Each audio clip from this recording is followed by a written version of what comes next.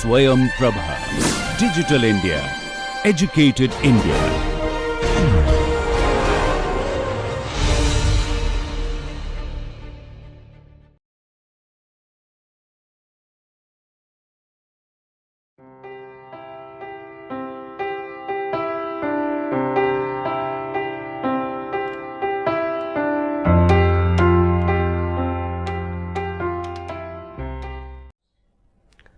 Welcome to today's lecture. In the previous lecture, we had a brief overview of the geophysical methods, the magnetic, gravity and electrical methods. Although there are methods like seismic method and radiometric methods which are also used for exploration of mineral deposits. Although the seismic method is not that very regularly used because of the fact that the differences in the rheological properties of common rocks in the crust and any ore body in terms of propagation of the elastic waves is not that very distinct as in the case of any oil pool in a sedimentary strata. With the brief idea about the basic knowledge about the electrical, gravity and magnetic methods, and also the geochemical prospecting methods known, let us have a look at the exploration, the discovery history or the exploration history of a couple of interesting mineral deposits. Of course, they are not Indian examples, but they are taken from these examples come from mainly from the southern Australia, where there are records of systematic investigation till the point that a mineral deposit is confirmed, discovered by the application of these methods in series and then combining the results and interpretation, and finally intersecting the ore body by a drill hole. So, coming to the area where this has been documented, this is the Cobar mineral belt of southern Australia, here as it is shown in the map. So, this essentially is a folded sedimentary basin, and there are siltstones and shales, and there has been one working mine here in the CSA mine, which is essentially a zinc mine. And from the general geology of the area and the strata bound nature of occurrences of the ore bodies, so an exploration program was conceptualized, and since they are strata bound and their deposits of metals like copper, zinc, sulfides, they are essentially sulfide deposits.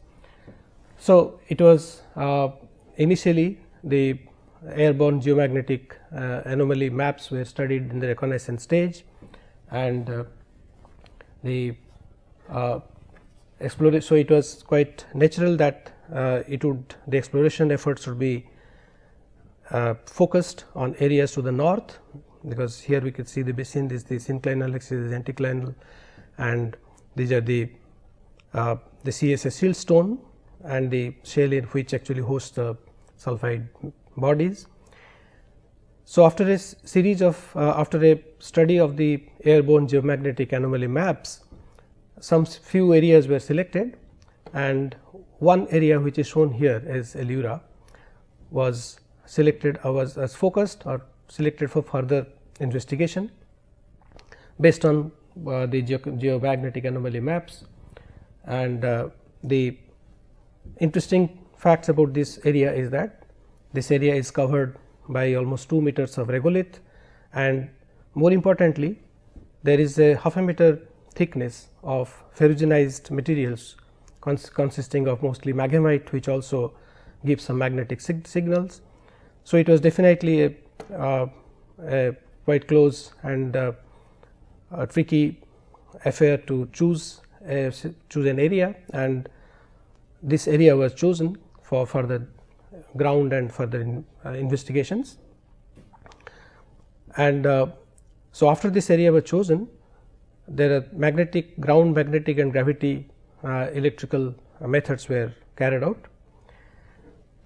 Here, so this diagram on the right, it shows the results of aeromagnetic anomaly map of the area, and the dotted lines are the lines showing the flight path. And as you could be clearly seen here, that this in this area we could see the magnetic anomaly in terms of the these contour intervals are 5 nanotesla, and at the center, almost like a bullseye, there is about 50 nanotesla anomaly, 40 nanotesla anomaly was observed, and which is bound by this area. And then it was followed up. So, as we know that any of the geophysical methods, it requires a lot of careful and systematic corrections to the raw data that is obtained. And here you could see that after this is a regional magnetic anomaly slope, and when the data were plotted and corrected, so one anomaly of about 40 nanotesla, 55 nanotesla positive anomaly was obtained, corresponding to what was shown as the bullseye in the previous diagram.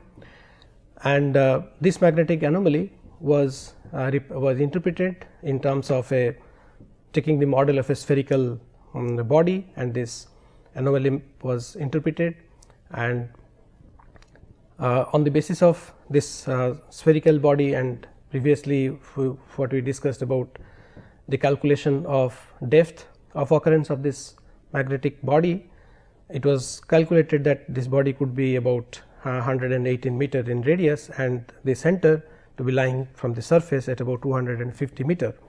So, this was the preliminary results from the magnetic survey. And then since we also know that these metal sulfide ore bodies, by virtue of their higher density, would also be reflected or would also be manifest in the gravity anomaly. So, this diagram over here shows the results of gravity survey, which was conducted almost about 374 measurements at 25 meter interval, and contoured in terms of the gravity anomaly in pracoi. So, this is the after all needs a lot of corrections, as we know. After all the corrections were applied, so this is the final gravity anomaly map, where we can see that this area which was a magnetic high also is coinciding with the gravity anomaly contour, or the center with the highest gravity anomaly. And this magnetic data were further studied, and the magnetic profiles were done on this area, and it was represented on a stacked magnetic field map here, in which we could see there are some very minor short wavelength variations, and those variations were ascribed to the presence of magmite on the surface, but there are long wavelength variations like what we could see from in the bound of the 20100 east to 20300 east, where it is very clearly the magnetic anomaly is observed. And here this is the smoothed ground magnetic anomaly map, the ground magnetic anomaly work which was done on the area, and this is the final result. There is a smoothed ground magnetic anomaly contour over Elura, and there is a smaller minimum to the south as is expected from a sphere that is magnetized by induction. So, this is still was modeled as a spherical body, and from the study it was calculation of the depth, it was refined, the depth value was refined to be at around 194 meter, same almost near to the depth that was calculated from the gravity survey. And then once this area was zeroed in and further investigations were carried out there, as you could see. So, we have seen that this particular area, in order for the exploration work to progress towards a and to converge, so that a discovery of the deposit is indicated. So, then it was further studied more intensely with with the ground with the geochemical survey, and we could see the lead concentration anomaly over here,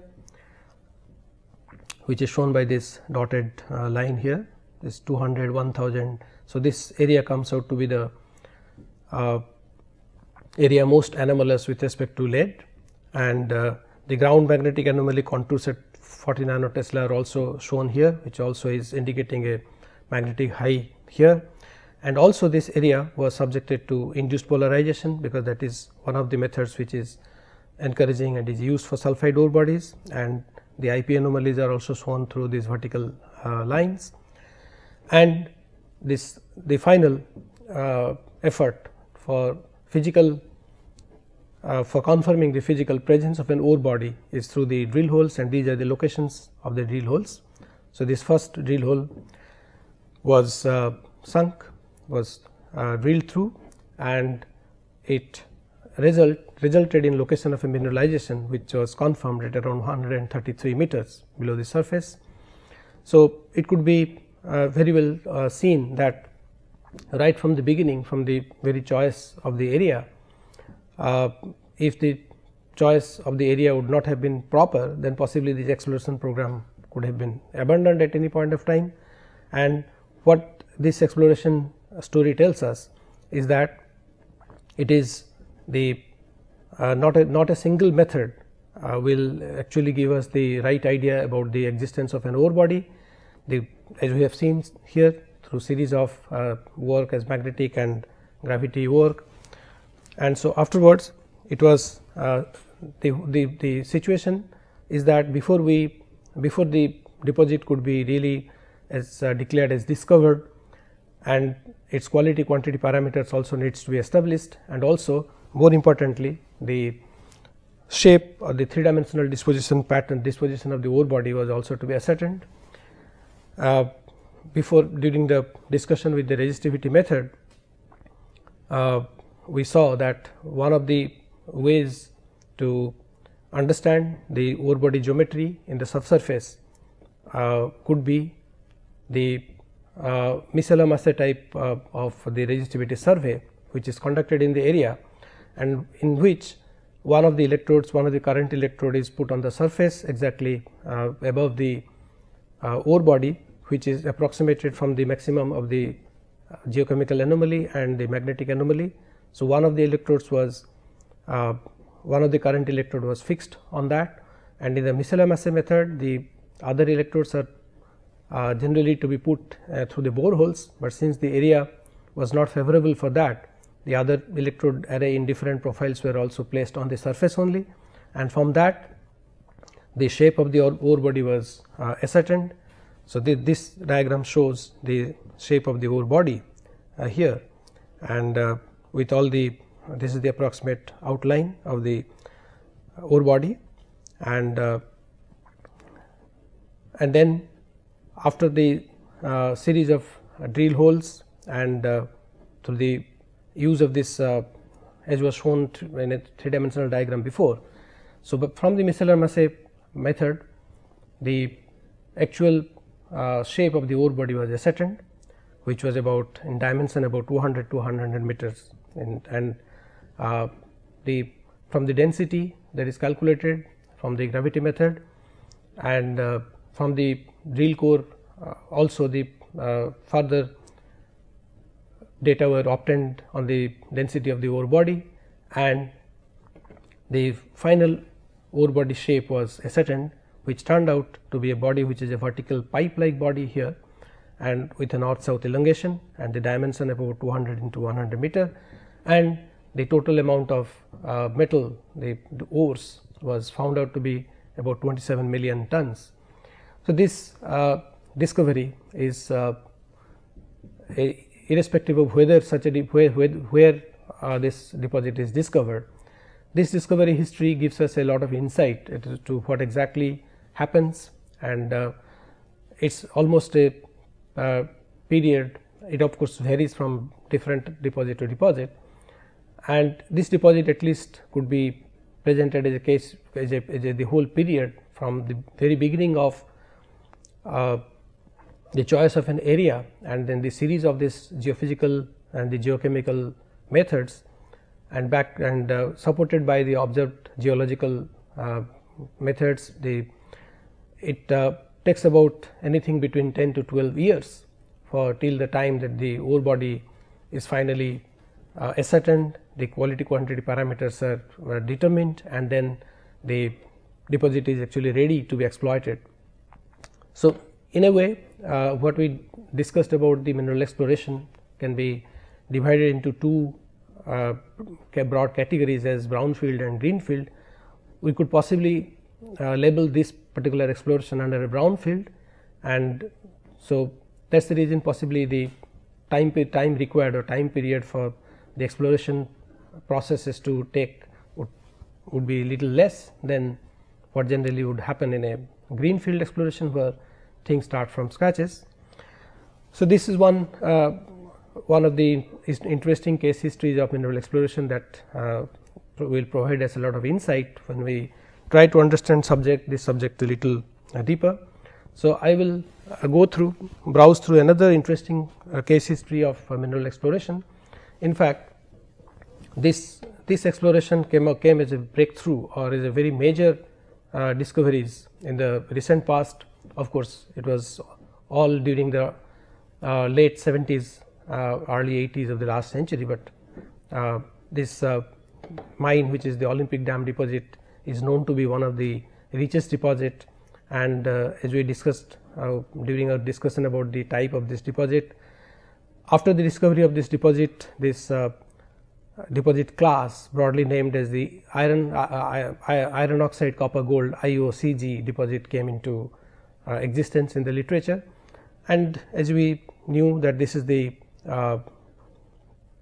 Roxby Downs granite, and within the granite we have a brecciated zone, granite and granite breccias, and within that we have the ore which is concentrated in the form of the iron oxide rich breccia with some amount of sericitic kind of alteration.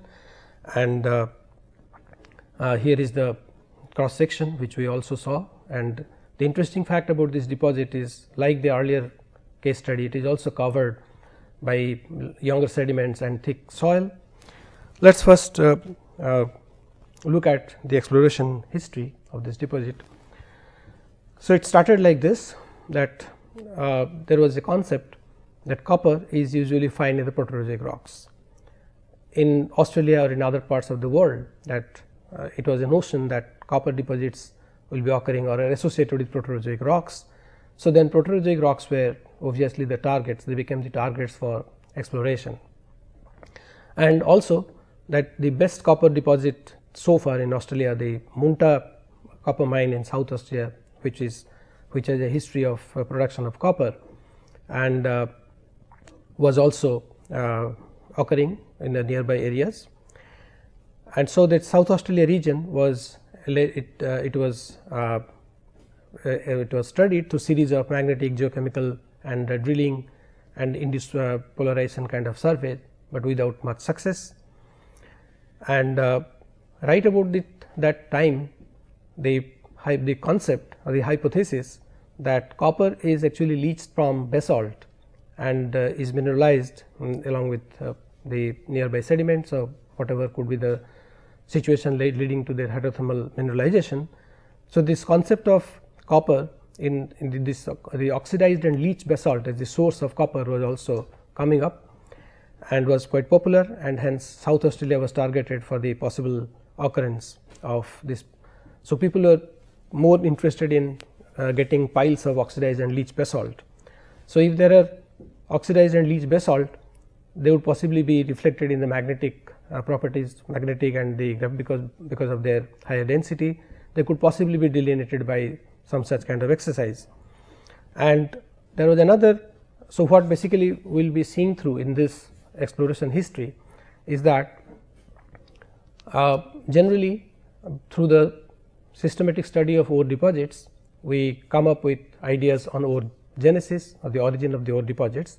Those ideas could be utilized, or could be any exploration program could basically be based on these ideas that are developed on the origin of these deposits. So, leached basalt was one idea. The other idea was that from the study of the Broken Hill deposit, that tectonic setting of the deformation feature and the series of the deformation episodes like differential shear accounting for most of the fold forms that is observed in the ore environment is also important. So, that means intersection of cross cutting regional lineament also was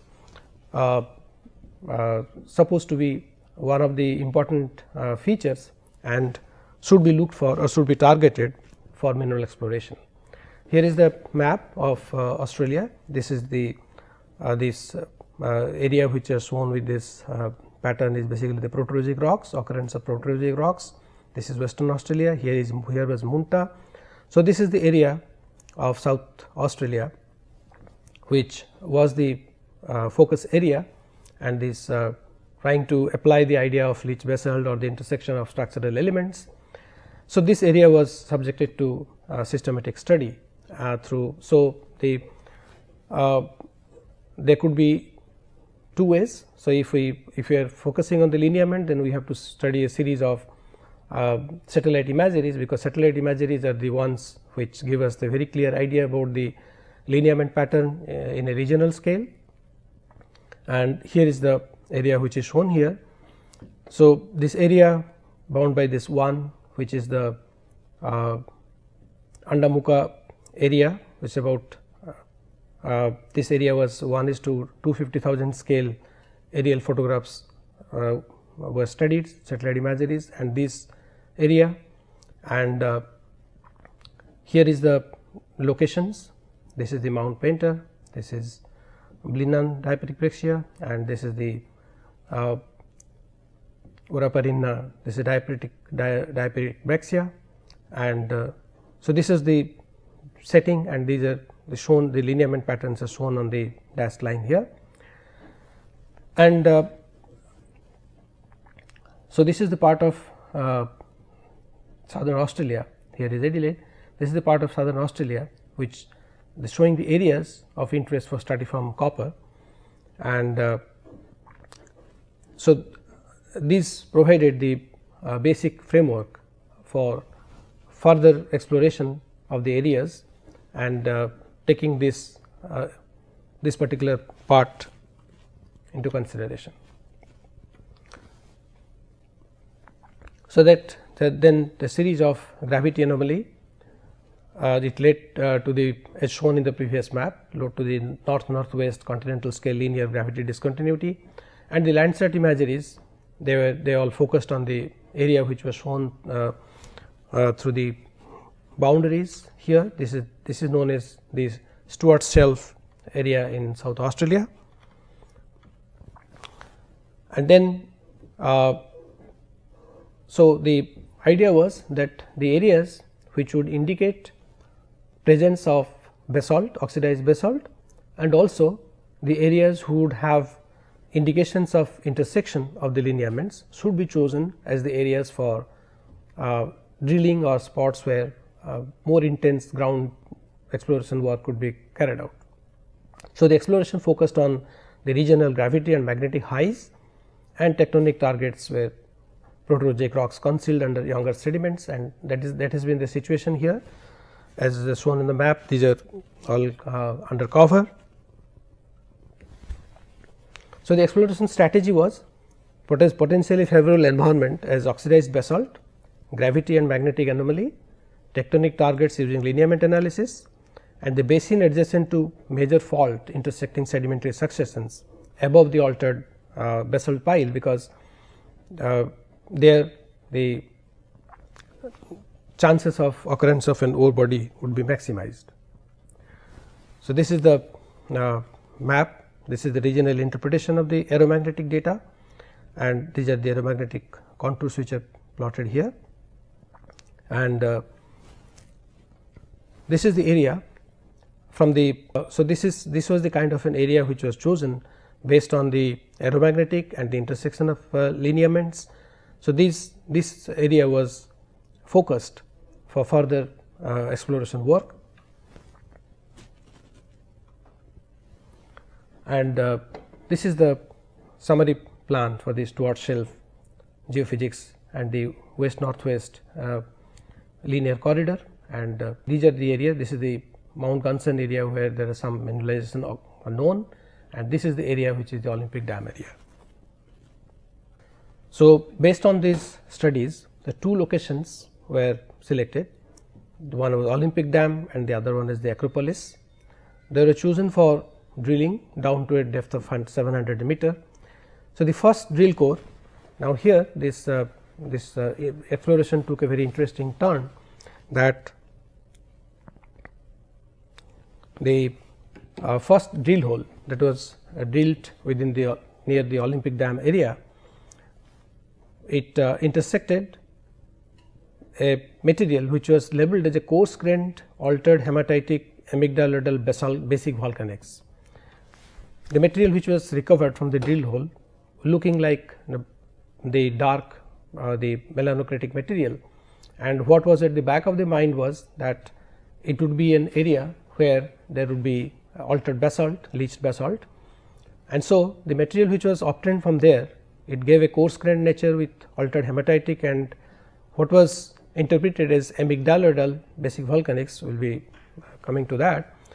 So, now if that was the leached basalt, then the concentration of copper is expected to have decreased there, or this particular patch would have been depleted with copper, but what was observed was just the reverse. The copper grade was actually within a drill core length of about 38 meters. It showed a higher concentration of copper of the order of 1%.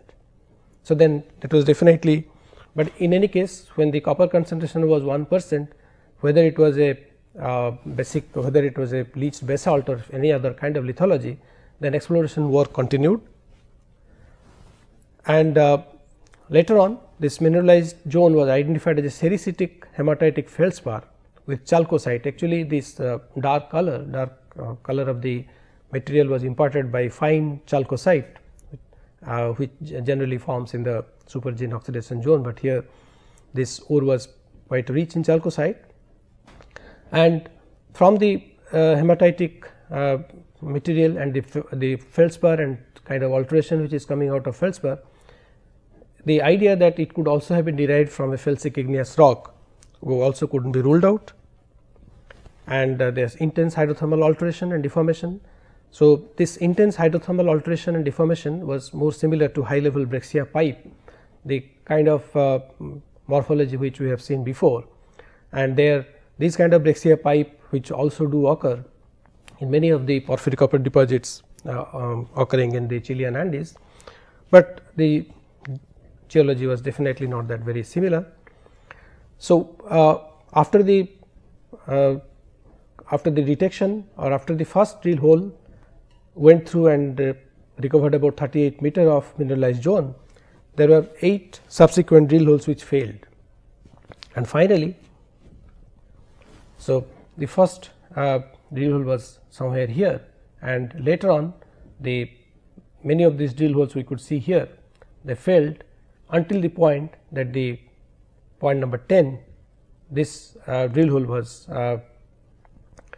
this spot was drilled, and then it gave about 170 meter zone of mineralization with 2% of copper, and then so that was the vital part of the exploration history, the exploration work, and that definitely confirmed the presence of very rich mineralization of copper.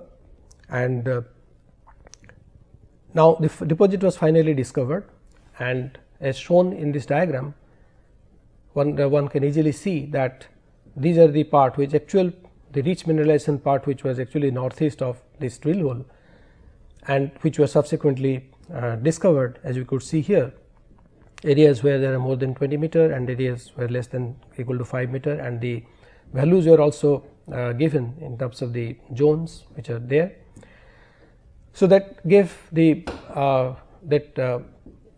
it came with a record of about near about 2 decades of exploration of this area, and the final discovery of a deposit which came as a breakthrough in the history of mineral exploration, and coming out to be one of the rich sources of copper, not only copper but also uranium in this. Now, the situation is that then this genetic hypothesis, the whole story, the moral of this exploration story is that this exploration work would have been abandoned at any point of time, not getting altered basalt, and the more interesting is the readiness to accept or to accommodate with whatever changes or whatever, or making a little bit of a change in the idea that was actually is at the back of the success of this exploration of this Olympic Dam deposit. And as we can see even today, the genetic the origin of this deposit is still very enigmatic in terms of the source of metal and the source of fluid, and still the occurrence of some of the basic volcanics nearby does not rule out that the copper is derived from the altered mafic rock, or it could or the occurrence of the extensive Proterozoic granite, which is also could be another equivalent or more as identical potential for contributing the metal and the fluid, but we know that the fluid here does not give a clear cut signature of a direct magmatic derivation. So, the whole idea, this paper which has been this idea has been taken, or the thing which is being presented, it was titled as whether it is conceptualism or empiricism, which one is more important as far as mineral exploration is concerned.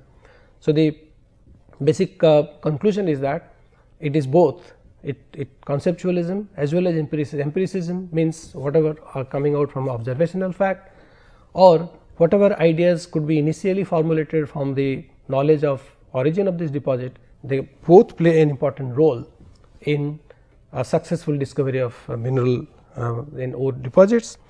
So, these two case histories will definitely serve as also would generate quite a bit of interest and would give an idea as to what mineral exploration is and how it is a result of multidisciplinary approach and synthesis of data of various types. Thank you. So, we will continue with our discussion.